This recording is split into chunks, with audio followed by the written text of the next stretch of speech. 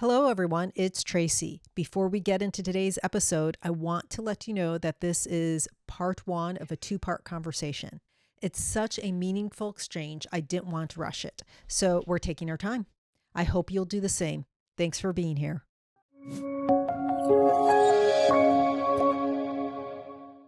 Hello, everyone. I'm Traci Arieli, end of life doula and founder of Comforting Closure. Welcome to another episode. Today, we're talking about something no parent expects to face: the death of their child, and what it means to keep parenting in the middle of that kind of grief. According to the National Center for Fatality Review and Prevention, which works to help communities understand and respond to child loss, nearly 37,000 children in the United States die each year before their 18th birthday. And yet we rarely talk about what that kind of grief does to a parent or what it takes to keep parenting after it. My guests today are Danielle Cristefano-Schwartz and Ashley Meyveci. Both have shared their stories on this podcast before, and both are mothers who lost their young children unexpectedly. Danielle's daughter, Lydia, died just before her second birthday from a rare condition no one knew she had. There were no warning signs and no support at the hospital after her death. Out of that loss, Danielle created Love From Lydia, an organization offering support and community to other grieving parents. Ashley's son Luke died days before his third birthday, following what was supposed to be a routine heart surgery. It was sudden, traumatic, and left Ashley not only grieving, but navigating decisions while caring for her older daughter. In Luke's memory, she founded Luke's Purpose, which provides immediate practical and financial help for families facing child loss. Both of these episodes are available to you to listen to, and I'll put the links to them in the episode description. Today, we're talking about how to keep parenting when your world has fallen apart from this type of loss. What does it look like to care for your other children while grieving the one you lost? What helps, what doesn't, and what do grieving parents really need? So grab a warm drink, find a comfortable seat, and join us for the conversation. Ashley, Danielle, it's great to see both of you again. Welcome back, and thank you for being here today. Hi, Traci. Thank you. Yeah, thank you so much for having us again. And I know both of you have been on the show before, but for those who have not heard those episodes yet, can you please tell us a bit about your journey? Sure. I can go first. I don't mind. Traci, I think you did a beautiful job introducing both of our children in the beginning. So thank you for that. And thank you for honoring them in that way. So Lydia died when she was 21 months old. She died in her sleep on Christmas Day of 2022. It was very unexpected for us. And we later found out from the autopsy that she had a congenital defect that went undetected.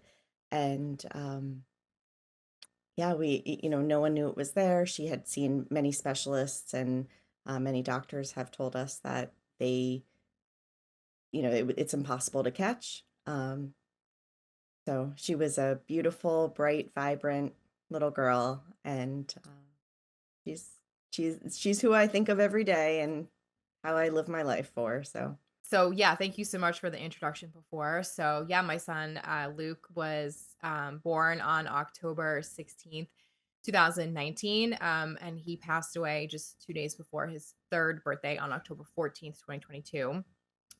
He had a heart condition called subaortic membrane stenosis. We discovered this at his 9-month checkup. Doctor heard a heart murmur. We followed up with the cardiologist. We continued to follow up yearly with him, with the cardiologist, and eventually he just needed a very minor surgery to clear scar tissue from his around his aorta. And unfortunately, he just ran into some pretty devastating complications during the surgery, and ultimately passed away. Um, you know, Similar to Danielle's story, Luke's passing was very unexpected. Um, so yeah, we've just been navigating our loss and our grief since. And yeah, he was just such a special little boy. I was obsessed with Spider-Man, uh, head to toe every day. I remember, right before Halloween, he had passed and I bought the Halloween costumes like a month before. And I'm like, you guys better be living in these because they're so expensive. And he wore his Spider-Man costume like every single day. So obsessed with Spider-Man and just obsessed with being outside and being a boy and roughhousing. And yeah, I just miss him every single day.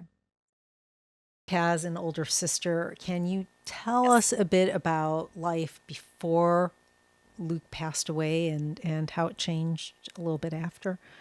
Yeah, so my daughter Amelia, at the time of his passing was 4. And they were 16 months apart. I was she was 8 months old when I got pregnant with Luke, and they were just back to back. I don't even remember a time when she was by herself. Like, it was just perfect chaos like all the time with them in the house together. They would just follow each other around. It was pretty amazing.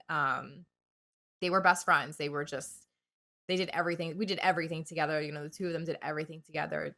And, they were really just right behind each other, 1 grade apart, so we were looking forward to them going to school together. But yeah, she was 4 when he passed away. And, that was very, very difficult, to explain to her what had happened. I mean, we didn't really even go into detail about what happened, but, you know, telling her that he had passed was one of the hardest things I've ever had to do. I know that beforehand, I mean, he was sick beforehand, as you said, for he and well, not sick. I won't say he was sick because you really, I don't think He could really tell. wasn't. Yeah, yeah. But was she used to him going to getting tests and going to see doctors? Was she at all, you know, any part of that? Did she see? He definitely visited the doctors more often than she did. With his heart condition came obviously like the cardiologist appointments, and then we were meeting surgeons. And he, because of his I guess because of his heart condition, it would also like labor his breathing sometimes when he would get a cold or he would get sick. So he was in the hospital a bit more, than she never had been. So um, she wasn't really so involved with that. She was also very little at the time. I don't think she didn't really question it. We would always just be like, "Oh, Luke is a little sick. So he just needs some more doctors to help take care of him." Not really explain too much into depth with it with her. Um, because he was always fine. He always just came back. So yeah. So, and Danielle, I know that before Lydia's death, you were, I'm just curious, what did motherhood look like for you?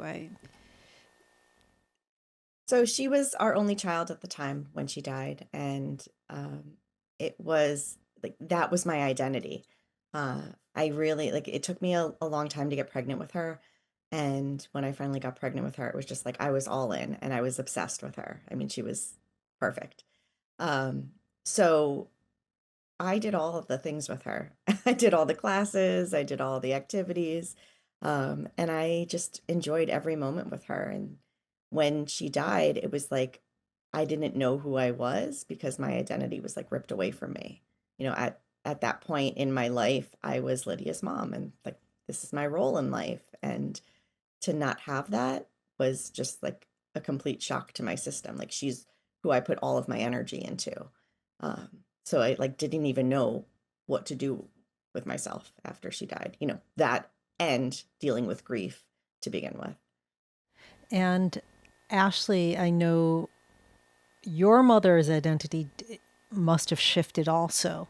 Definitely. I mean, you know, I remember so vividly like the morning after we came home from the hospital after Luke had died. Amelia came to the hospital, and we the doctors were like, "Do you want her to say goodbye?" And I'm like, "No, I don't want her to see her brother like this, hooked up to all these machines. I don't want to scare her." So she had come to the hospital, and we had told her there that he wasn't coming home. He was very, very sick, and he had to go to heaven to feel better. And I remember we eventually came home from the hospital, and the next morning I mean, we had just lost our son. Like, we were not breathing. It was just such shock. Like, it was unbelievable. And I remember she woke up the next morning and she's like, I'm hungry. And I remember she was complaining of her ear hurting, and I had to take her to urgent care because she had an ear infection. And that moment, I was like, oh my God, I am still somebody's mother. Like, I still have to wake up today and take care of this person, this little girl, 4-year-old girl. I don't even know what the hell just happened last night. Like, I don't even know what just happened. So that's just kind of when it all changed. I realized I'm going to have to help my daughter get through this just as much as I'm going to have to figure out how to get through this myself. So everything changed. Everything changed. Do you think that she sensed your grief, or she saw your grief? Were you open with your grief? I think so. I mean, especially in the beginning, it was so difficult to not cry and to not be expressive of our feelings and our sadness and our anger, of course, and she was upset too. She would cry, she would get angry, and again, she was so little, but she would, I miss Lukey. Where is Luke? Why isn't he coming home? So all of that to hear her say, and then on top of all the grief that we were feeling, it was just like an added gut punch, like, oh my God, like, how can I help you? As a parent, you never want to see your kids suffer ever, right? And I didn't know how to help her because I didn't even know how to help myself, and we were both dealing with this huge loss in so many different ways, but in so many similar ways as well. And I just tried to get on her level. And, she would ask me questions like, where is heaven? What is heaven? And I would just say to her, why don't you draw me a picture of what you think heaven is like? Where do you think Luke is? So a lot of my process for her grief was giving her the control of it too. Instead of me saying, I don't know, or how I was feeling, I just said, why don't you tell me what you think? Where do you think Luke is? What do you think heaven looks like? Stuff like that. I never forced her into, going to the cemetery with me or anything like that. I sort of let her process her feelings in her own way because I wanted to process the feelings in my own way too. Very wise, very wise. Now, I'm curious from both of you, how did people around you help or not help as it came not only as your role as a parent for Ashley, but as someone who didn't have a second child but was still a parent, right? You're still a parent to Lydia. For me, it was a very different experience from Ashley. Um, I think a lot of the people around me wanted to jump into action because I'm a licensed clinical social worker, and many of the people around me in my life are also therapists as well. So I think they just wanted to they put that hat on and they wanted to jump right in and figure out okay, this is a group that you can go to. This is, and they wanted to help me in that way. But so I had a really great support system. I feel like I'm very fortunate in that the people around me were great.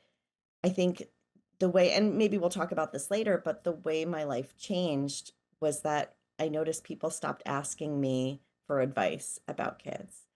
And that was like a big shock to my system because I was always like she ate all organic, and she, I did everything by the book. And I feel like a lot of my friends would ask me questions like, "Oh, what did you do? What did you use this for, Lydia?" Or, you know, um, just needing some advice. And when she died, that all stopped because they didn't know how to navigate those questions. I think they thought that if they brought it up and asked me those questions, it would make me sad. But in reality, I missed that part. Like I missed because then it kind of messed with my brain a little bit. Like, well, do they not think I'm a good mom now? Do they not trust my judgment because they're not asking me questions anymore? And I know now, as time went on and I've had conversations with them, that wasn't the case. It was all my grief just telling me, you know, everything's wrong, everything's upside down, and, you know, we don't know what's going on here. So a lot of things changed in that way. It was more avoidance, but in a polite way. Polite avoidance, is that something we can say?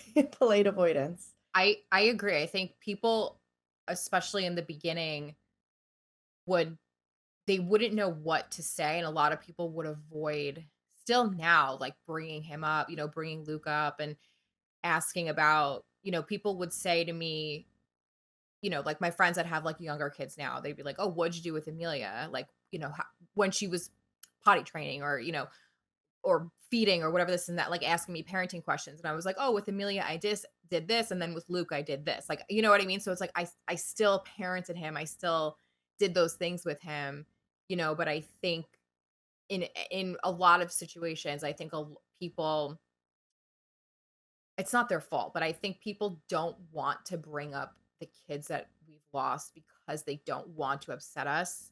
But I think any lost parent will tell you we want to talk about our kids at any moment that we can. And even if we're getting upset at it, it's okay. Like, we still want to talk about them. We want their name to be brought up. We want their life to be brought up because they're our children. We've experienced life with them. So, like Danielle was saying, I think, there were a lot of helpful things that people had done with us too, with Amelia and with us too, but, just helping, take her for a few hours so I could just cry, right? Or, my parents would take her for a sleepover so me and my husband can just sit in silence for a little bit, really get into our feelings. But I think what was so helpful was talking about Luke, making sure people knew, still know, that he was here. He is my son. He is, he's always going to be my child. And what's not so helpful is, saying the wrong things. Again, I think people just don't know what to say. So sometimes it comes out wrong. Um, but avoidance, like Danielle was saying, it's like we don't, you know, you're not going to remind us that our kids are not here. We know that. We know that they're gone. So if you say their name or you want to ask us a question about them, we want you to do that. We love that. And saying their name reminds us that you know them and you remember Yes. them and that they lived. Like, Right. you're not reminding us that they died because, like Ashley said, like, we know that. We think about Right. that all the time. It's like interwoven into our lives. But saying their names and recounting experiences or whatever it may be, that just brings them to like the forefront of Right. what's going on, is really helpful and comforting. Yep. I have to say that through Luke's purpose and through Love with Lydia, I feel like I've gotten to know both of your children. And yes, they live on through those organizations, but I really, you've done, both of you have done such a good job of really including them in the organization, not just using their name, but including them as people. Thank you. Thank you. Yeah. Now, some things that people don't talk about usually when talking about child loss is how is the relationship with the partner. And I know that grief shows up differently in every person. We all know that. How did you and your partner grieve together and separately? I'm a very outspoken person and my husband is not. And that definitely showed in the way that we grieved. I was very vocal and expressive with my emotions and with my feelings, and he was not. And it's not that I know he was feeling it, but he would just want to cry alone, be alone, you know, I mean, showing emotion in front of me, yes, but um more so alone. And I remember we went to a group therapy with a group of lost parents. And at the very first meeting, before we even went in, he's like, "I'm not going to talk. I'm not going to talk." And I'm like, "Okay, well, I need to talk. I need to I can't stop because I have so much in me." And at the very end of the sessions, I think it was like 6 or 8 weeks, we were we are all still connected. And it was just so amazing to see him go from like very quiet with his grief feelings to really opening up, because I think it was such a safe space that a lot of the parents were feeling the same things that we were feeling. So we would go around the room and express our feelings, but it was so safe to have these emotions because we were with people that really, knew exactly what we were going through. We made it a point really to, have those nights where it was just the two of us. And, my family helped so much. My parents would take Amelia for a night or two, and, we would stay connected, and we would talk about Luke, and we traveled, and we would go out east and, spend the night away. And, even now still, I'm still outspoken. It's just my personality, and he's still very, quiet and reserved, and that's just his personality. But I had to also come to terms with the fact that he was never going to grieve like I was going to grieve. He was never going to be as outspoken as I was going to be, as emotionally outspoken as, and I remember we were going to therapy together, counseling together, and I would say out, to the therapist, I'm like, but he doesn't tell me how he's feeling. He doesn't. And she was like, but that's his way of grieving. Just like, you know, we're two different people, my husband and I. We're not the same person.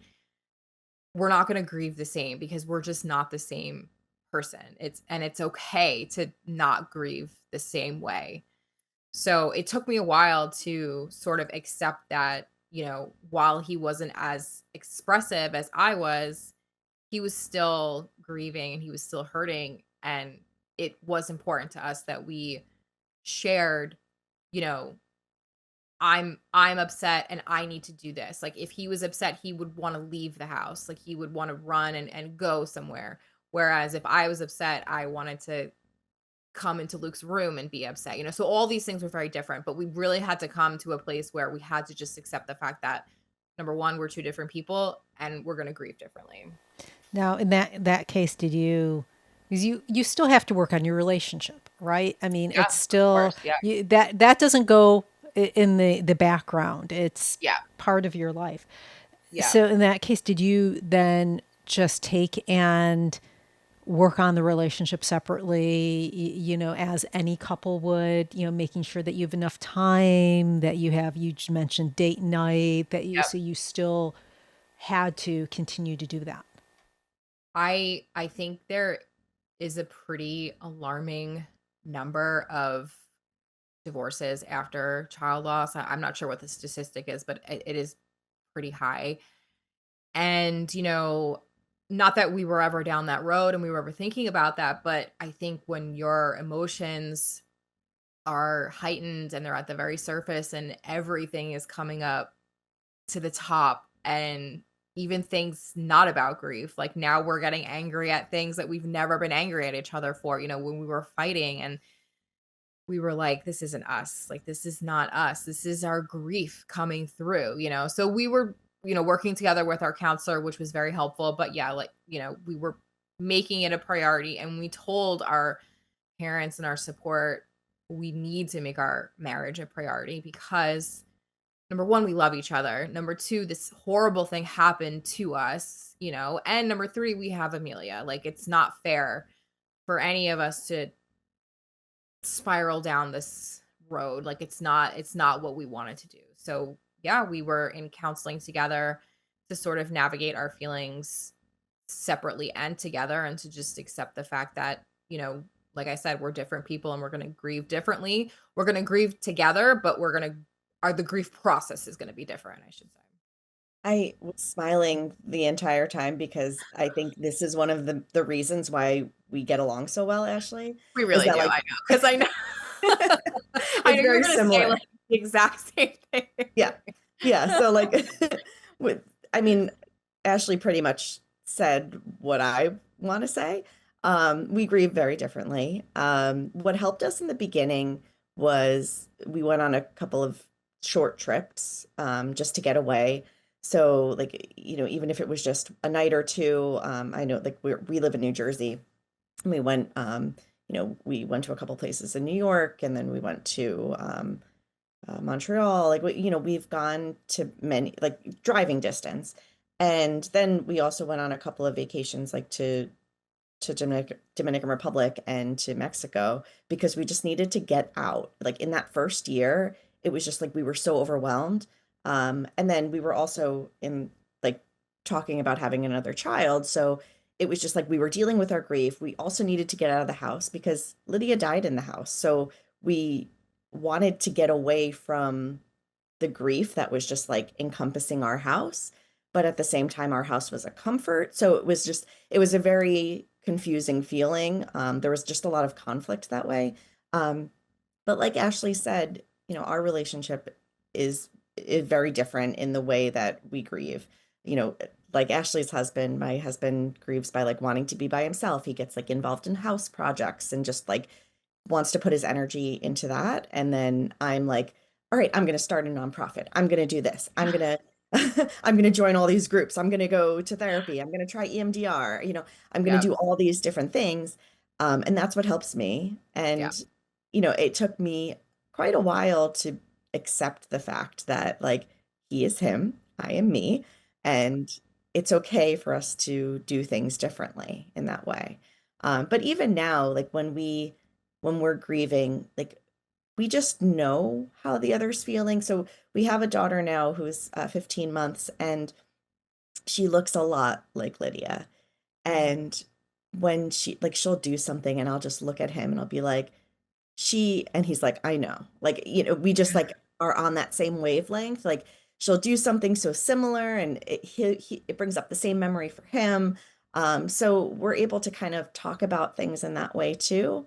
But I'm definitely, like Ashley said, more outspoken and very outward with my grief, whereas he's more internal. How has your grief affected your parenting, how you parent, your parenting style? I know Ashley talked about it before with Amelia, like not forcing her to go to the cemetery or Yep. anything. I felt like I could kind of mold my daughter into my grief, kind of like fold her in there Mhm. with me. So I wanted to do things that incorporated Lydia into her life as Mhm. much as I could. Lydia only lived for 21 months, and there isn't much she can share with her. So, and obviously my living child doesn't have any memory of her because she wasn't alive yet. So with my grief, I bring her with me. Mhm. I bring her to the cemetery almost every day. I go to the cemetery all the time. I go every day, even if it's just to say hi to Lydia, because it's only a half a mile from my house, and that was one of the deciding factors of why we chose to bury her there, to begin with. But, if I'm not going on my own, I'll go for a walk with her and I'll bring her with me. So I, it's healthy. It's healthy to show our kids that crying is okay. If you're sad, you cry. That's Yep. totally normal.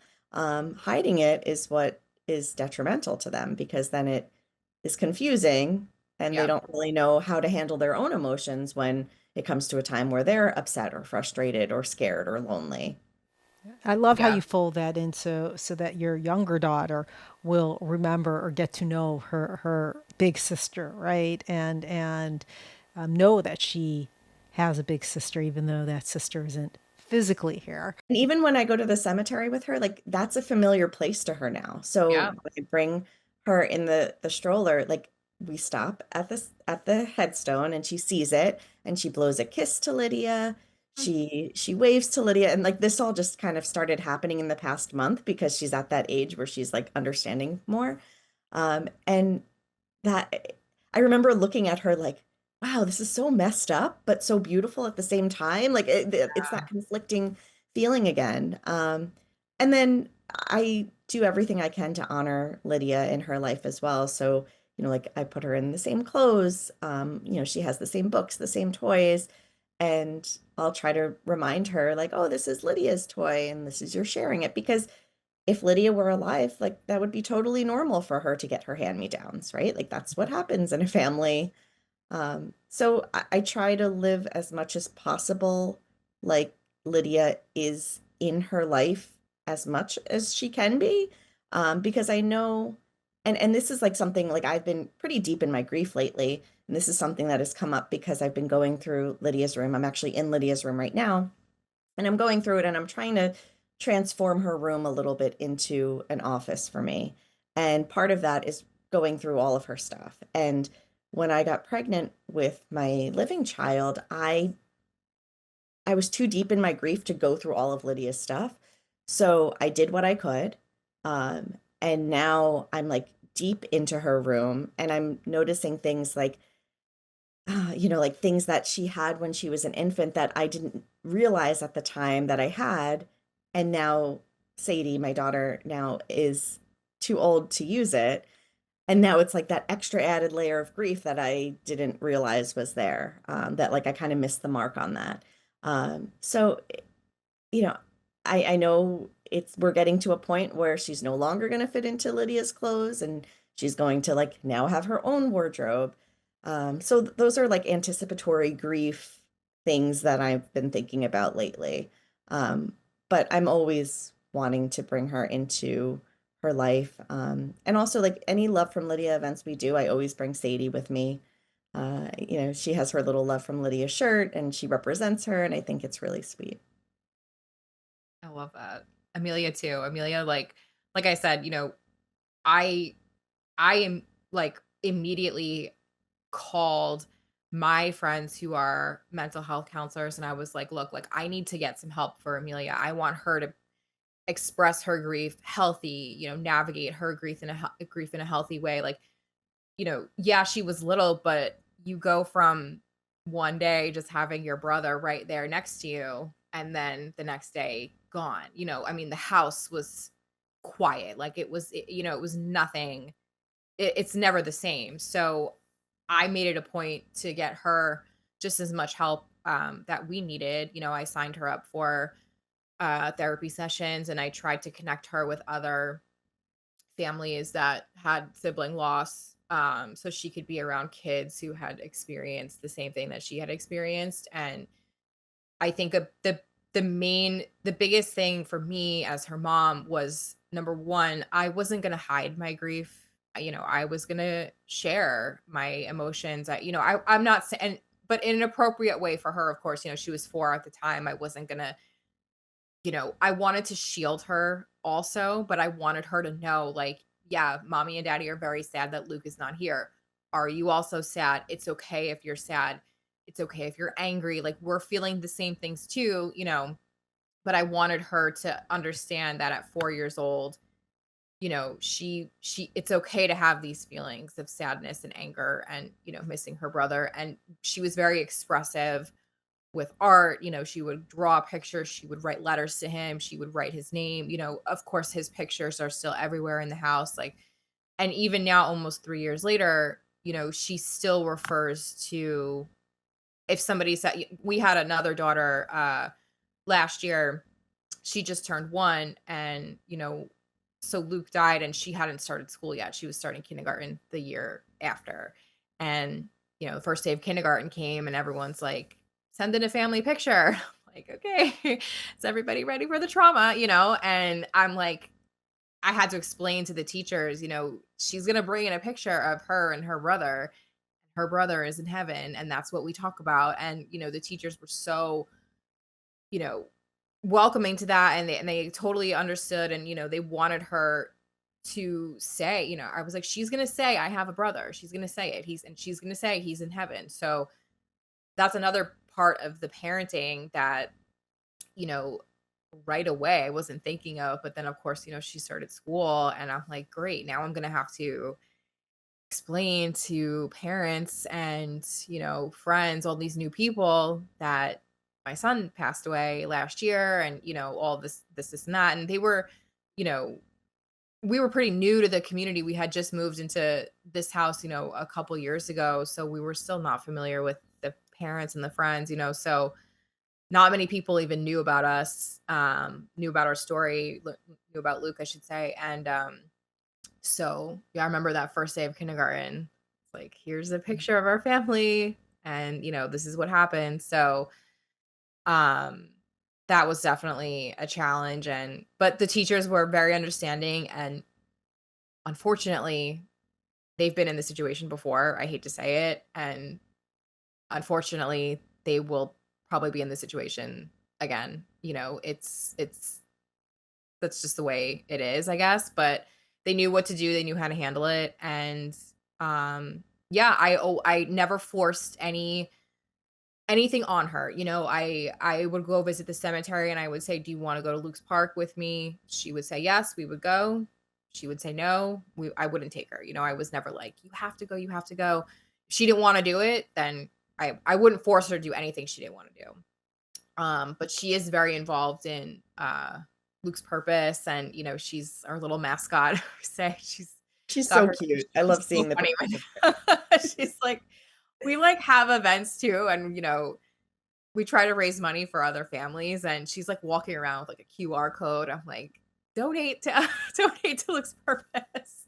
So but she understands now. She's 7 now, and she understands a lot more of what we do with the foundation and why we're helping these families, and more so about kids that lose their siblings, and parents that lose children. So she's become more familiar with it. But yeah, again, I just try to, you know I try to let her know, even now, we're coming up on 3 years, that you know however she's feeling, angry, sad, happy, like, it's okay to share your grief, as long as you're doing it like in a healthy way. And she can always come to me if she needs any help or any guidance or any questions. I love how Another. open you were with her on that because I know that many parents try to shield their children Yeah. from the death and from Yeah. their grief, really, from their grief. And children just want to feel like all other children. They want to feel like they're the same as everyone, right? They want to Of fit in. course. Yeah. And Yeah. when they're feeling this something and they don't see their parents feeling like they see their parents and they assume their parents are fine because they're not Yeah. seeing their parents grieve, I think it really confuses them. Why am I feeling Right. sad?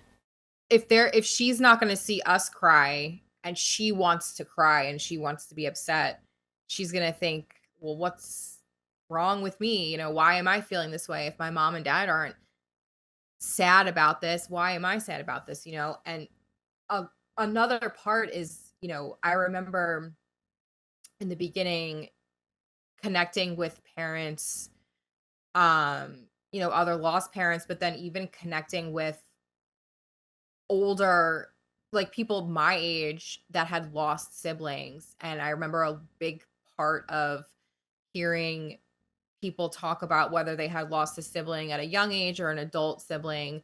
They would always say, I feel like I resent my parents a little bit, because like one of the biggest things, my biggest goal was, I remember Luke died in, October, and we were like coming right into the holidays, right? And at my again, Amelia was 4 at the time, and we like rolled into Thanksgiving and Christmas, and she's like, "Why isn't our Christmas tree up?" And I'm like, "Oh my god, I can't not give you a childhood. I can't take things away from you. Like, you're still here. You're still here. I have to," you know what I mean? And as hard as it was, I remember pulling out the Christmas lights from the garage, sobbing. Like, I couldn't, she wasn't home, and I was like, "Let me just do it while she's not here and surprise her." And I was like sobbing, and I'm like, I can't not, as hard as it was, like, I can't not give her a Christmas morning. Like, even when her birthday had come, a couple of months after, I was like, I'm throwing her a birthday party, like, she was about to be 5, and I'm like, "Luke is never gonna be 5, this is not," and I'm like, "But Amelia is here, like, she's here." And I didn't want her to ever grow up thinking, you know, "I was here. I resent you because you didn't give me a childhood, or you didn't do this." And as hard as it is for me to have these moments with her, have her reach these milestones and these birthdays and the first day of school, and Christmas and holidays and whatever it is, I hope that, in 20, 30 years from now, she knows, like, how much I love her, of course. And I as hard as it was, like, I would do anything to just give her the joy that she deserves, because she's lost so much at such a young age, So that was important to both of us, me and my husband too. Like, we, no matter what, we said we had to just give her as much normal of a childhood that we could at that point. I know Danielle, during our last interview, you commented, and I remember this, how Lydia's death affected your second pregnancy, because when you were interacting with people that didn't know about Lydia, they would come up and say, "Oh, is this your first child?" Yeah. How did you navigate that question? Uh, I think it started because I was like brainstorming about how to keep Lydia's life, like Lydia's memory involved in my pregnancy and in her sister's life. And um, one of the things that I did from the beginning is like when I announced my pregnancy, like when I would tell people I was pregnant, I would say, I am pregnant, we're having another baby. So it just like that, like subtle inclination, like, oh yeah, you already have a child and now you have another child.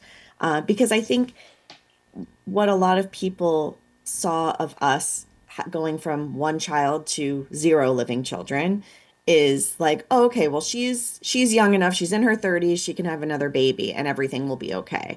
So when I got pregnant with Sadie, I noticed like a lot of people, like their faces would light up like, oh, thank goodness. Like, and they would have this sense, like I would get this sense of, okay, Danielle's okay now and everything's going to be okay because she's going to have another child.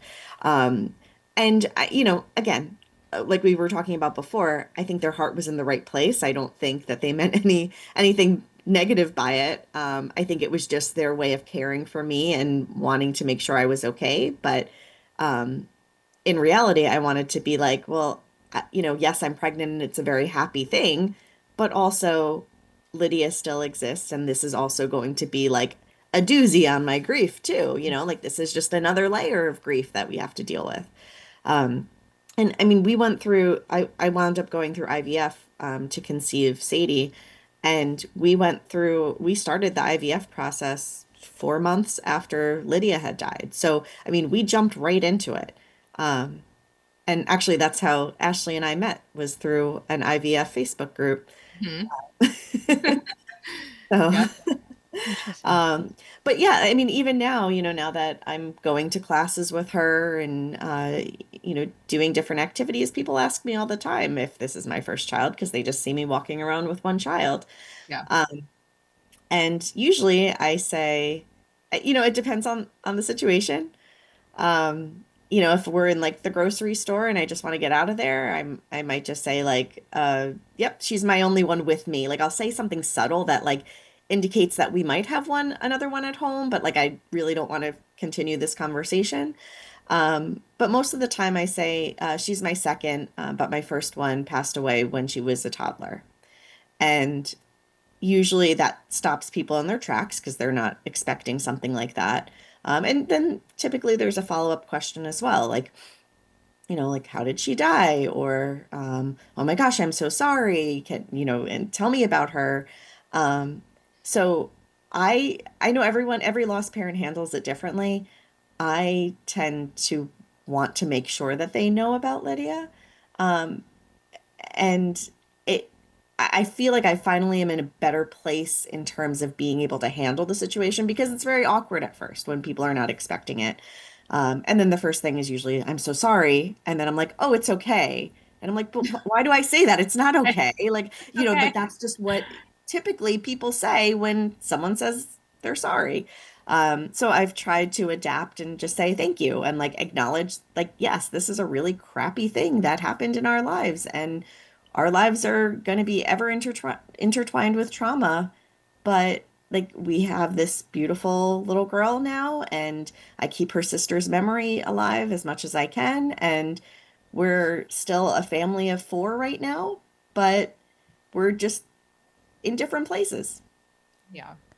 I I think you're right. Like, I think it depends on, if I'm usually like, so Amelia and now Vivian, my daughter, there's a 6 year age gap, and it doesn't bother me, but it's, when I'm with both of them, people are just like, oh, your girls are so cute, whatever, and I'm like, and my son, it's like you want to say it, but again, it's like if you're at the grocery store or, if I'm just with Vivian and they're like, oh, she your only one or your first. And I'm just like, yes, like I don't want to go into this right now. Like I just want to get through Stop and Shop. Like I just want to go home, So I think again, like Danielle said, it depends on the situation. And, if it's somebody that I know that I'm going to probably be around for a while, like a school friend or somebody that I know that I'm just going to be around, for a significant amount of time, I'll say like, yeah, I have three. Amelia is my oldest. My son Luke passed away, and now we have Vivian, whatever. So I'll throw it in somehow. And same thing, like they're like, "Oh, I'm so sorry." I'm like, "Oh, it's okay." Like you don't know what to say. Right. It's not okay. It's not okay, but you're just like, "Okay, sure." And then it's sometimes people will say, "Oh my God, what happened?" And I'm like, "He just passed away." Like, sometimes you don't even because then you're opening up the floodgates, and it's just it's a lot too. So sometimes I want to protect my own heart. I want to protect my own grief and my own emotions. And I just want to, keep it to the back and forth conversation. And, so again, it depends on the situation, on who it is, on which one of the kids I have, if I'm just with Amelia, if I'm just with Vivian, if I'm with, it all depends on the situation. But I ran into a specific experience like this with Sadie probably about a year ago. So we were going to a baby and me yoga, which I enjoyed thoroughly. It was Mhm. wonderful.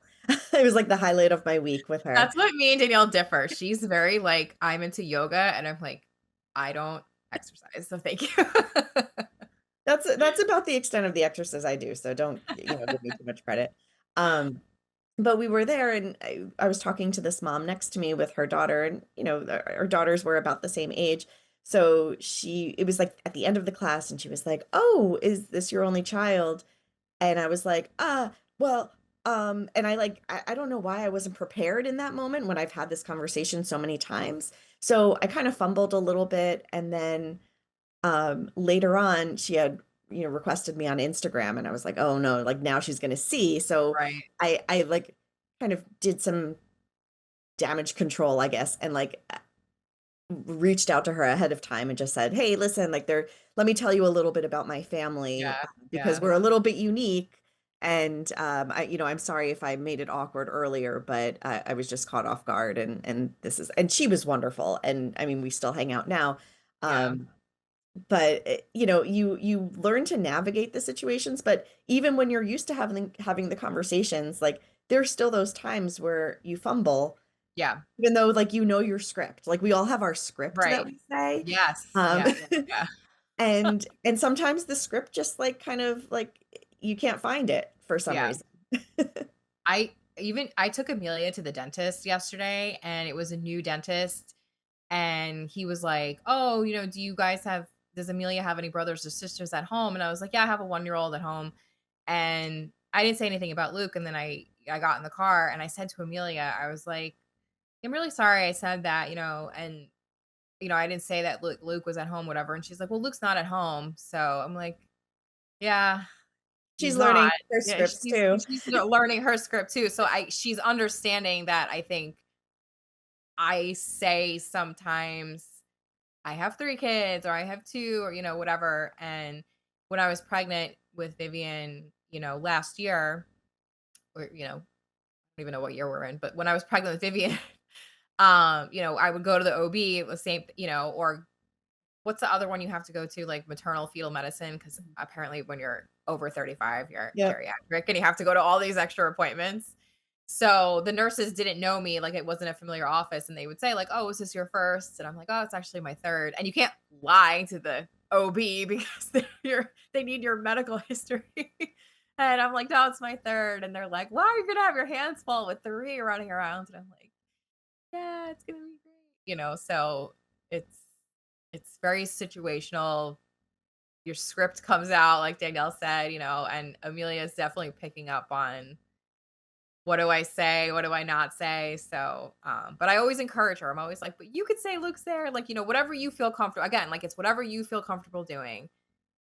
It's okay. So I think in the work that, Danielle and I have done with our foundations and with our nonprofits is that I remember, and I'm not going to speak for you, Danielle, of course, but jump in. But I remember after Luke died, I felt so alone. Me and my husband, we were like, "Oh my god, this never happened. Like how could this happen to us? Like only this only happened to us." Like, we felt so alone, and as the years passed, we truly can't believe how often this does happen. And it's not often like it's, you hear it every single day, but I think when I'm wrapped up in the work of Luke's Purpose and we are helping lost families, we've been active in our foundation for not even 3 years. It's been about 2.5 years, and we've helped over 100 families. So it's just like these are 100 families that have lost a child, and it's it's just and nobody talks about it. And like, why would we? Why would we as a society talk? It's a horrible thing. It's a heartbreaking thing to talk about.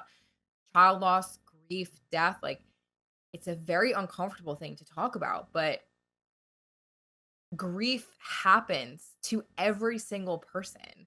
Every single person will experience a loss in their lifetime, unless you maybe are a child, a young baby, then maybe you won't, but it's something that happens to everybody, and we don't talk about it in a healthy way or in any way, at all. So, Ashley and I talk about this a lot with our programs that we started because it's like it's so bittersweet. It's like, oh yeah. my gosh, we're helping these people, but then Yes. it's like, oh my gosh, we're helping another family who has experienced child loss. Yeah. And like, how devastating is that? Yeah. One of the things that I did with Love from Lydia was create the COPE program, which is connecting our personal experiences. And Ashley was my first volunteer, It was so a guinea pig. I appreciate her so much. Um, but, the purpose of the program is to connect newly bereaved parents with those who are further out in their losses and just to provide the guidance and support needed, especially in those early days, which what Ashley is talking about, where life is just like so isolating and confusing and, you feel like you're the only person in the entire world who has ever experienced something so devastating. Yeah. So it really, it's like I feel so much joy by being able to provide this for families, but at the same time, I'm just like it really it like compounds the grief of like, oh great, like another family Mhm. is now affected. I also did David Kessler's grief educators certification, Mhm. which I really enjoyed. And now I've been running groups for him for his virtual groups for the specific losses. And, just getting the opportunity to continue to train with him and get his expertise has been so powerful. And then I started my own group, which I don't know, is Ashley joining my group as a co-facilitator? Maybe she is, maybe she isn't. I We'll talk about your group, and I can't do it next week because I have to draft in my fantasy football league next week. So. Ah, all right. Well, the group that I started, which is, very, very important to this conversation, is pregnancy after the loss of a young child. So I felt like there were a lot of amazing nonprofits and different programs out there that provided counseling and support groups for families who have experienced the loss, like a perinatal loss or infant loss. But then I feel like it kind of cut off there.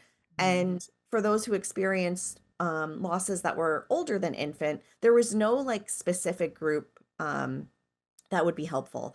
So I saw that gap in services, and it was something that I wish that I had when I was pregnant with Sadie. So I decided to start it. So I started it this month, and we already had one session, and we're gonna continue to and see everyone through their pregnancies. I currently work with 5 moms, and the first group was great. I mean, everyone was just so engaged and just talking about how this is what they need, like this sense of community and just being around other people who truly get it. And can help navigate those questions, like, how do I keep my child who passed away in the lives of my child who has never had the opportunity to meet them? Or how do I navigate those conversations like we just talked about before, of when someone asks, how many children do you have?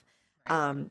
So it was a really great opportunity to bring a group of moms together who have experienced very similar losses, and can kind of go through pregnancy, which, you're already dealing with hormones and added grief and, all this stuff like mixed together. And now we're going to be in community together. So we have someone by our side that we can talk to, and we can just like bounce questions off of and support each other through what's, obviously it's not the hardest time in our lives, because the hardest time was losing our child, but it's up there. It's up there with the uncertainty, the anxiety, after Lydia died and I started connecting with other lost moms. um, I wasn't naive anymore. I knew all the different ways that children could die, that pregnancies could go wrong. And, so my pregnancy with Sadie was very stressful, because our minds now, when you lose a child, are programmed for the worst, right? Like, I know the worst that can happen, so there's a chance that that could happen again. So I think having this community of moms was really important, and I'm glad that I can do it, um, and I hope to continue that, because there's, like Ashley said, there's always families that are affected by child loss, and it's going to continue, unfortunately. We're going to pause the conversation here. I hope something in this conversation spoke to you, and I'd love for you to join me next week as we continue this journey. Until then, take good care of yourself.